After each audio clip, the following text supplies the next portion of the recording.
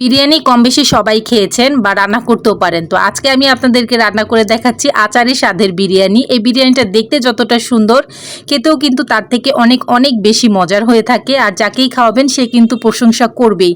চুলায় কড়াই বসিয়ে হাফ কাপ পরিমাণের সরিষার তেল দিয়ে দিলাম। এখানে কিছু মশলা নিয়েছি দারচিনি, এলাচ, লবঙ্গ, কালো এলাচ, আর নিয়েছি হাফ চা চামচ পরিমাণের গোলমরিচ, আর নিয়েছি শাহি জিরা, ছোট্ট এক টুকরো জয়ত্রী, আর হাফ কাপ পরিমাণের পেঁয়াজ দিয়ে 2টার মতো কাঁচামরিচ কুচি দিয়ে তেলের সাথে সুন্দর করে ভেজে নিব। তো পেঁয়াজটা বেরেস্তা হয়ে গেলে এখানে দিয়ে দিব মুরগির মাংস।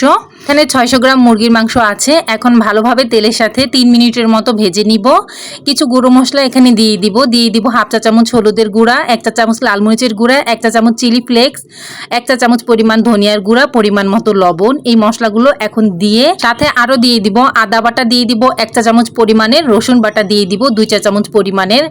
এবার 3 থেকে 4 মিনিটের মতো ভালোভাবে মশলার সাথে কিছুক্ষণ কষিয়ে নিয়ে এখানে দিয়ে দিব আলু। বিরিয়ানিতে আলু কিন্তু অবশ্যই দিতে হয়, আলু না দিলে বিরিয়ানি খেতে একটুও ভালো লাগে না আমার কাছে।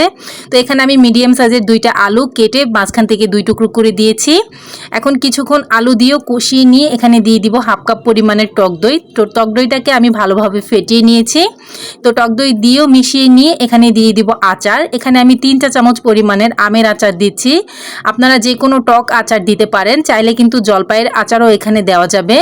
তো আচার দিয়ে আবারও 3 মিনিটের মতো কষিয়ে নিয়ে এখানে দিয়ে দিব 1 কাপ পরিমাণের পানি। পানিটা দিয়ে চিকেন আর আলুকে ভালোভাবে পুরোপুরি সেদ্ধ করে নিতে হবে। পানি অনেকটাই কমে আসলে আমি চুলাটা বন্ধ করে দিয়ে এই চিকেনের কড়াইটা এক সাইডে নামিয়ে রাখবো। এখন আমি এখানে চালটা রান্না করে নিব। এজন্য একটা কড়াইতে পর্যাপ্ত পরিমাণের পানি দিয়ে দিব পরিমাণ মতো লবণ, সেই সাথে এখানে দিয়ে দিব একটা তেজপাতা, দিয়ে দিব এক টুকরো দারুচিনি, দিয়ে দিব 2টার মতো এলাচ, আর একটা স্টার আনিস দিয়ে দিব।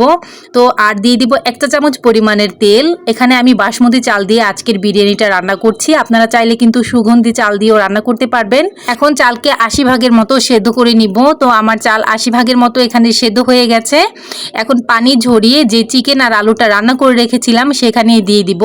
প্রথম একটা লেয়ার চাল দিয়ে এখানে দিয়ে দিব কিছু আলু বোখরা, সাথে দিয়ে দিব কিছু কাঁচামরিচ। এবার উপর থেকে বাকি যে চালগুলো ছিল সেগুলোই আমি দিয়ে দিব। দিয়ে এখানে একটা তাওয়া বসিয়ে দিব। তাওয়ার উপরে কিন্তু দমে রাখতে হবে।